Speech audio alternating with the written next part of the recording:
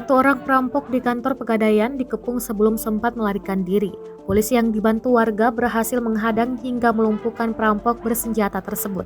Video detik-detik menegangkan dilumpuhkannya perampok yang nekat melakukan aksinya seorang diri dengan membawa senjata api yang diduga palsu, diunggah di akun Instagram @lensaberita Jakarta.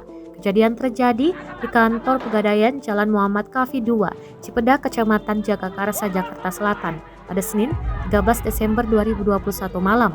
Perampok tersebut sempat menggasak uang dari brankas, namun aksi pelaku terdengar oleh warga setempat. Polisi pun langsung datang dan berupaya menangkap pelaku. Pelaku kini telah diamankan di Polsek Jagakarsa.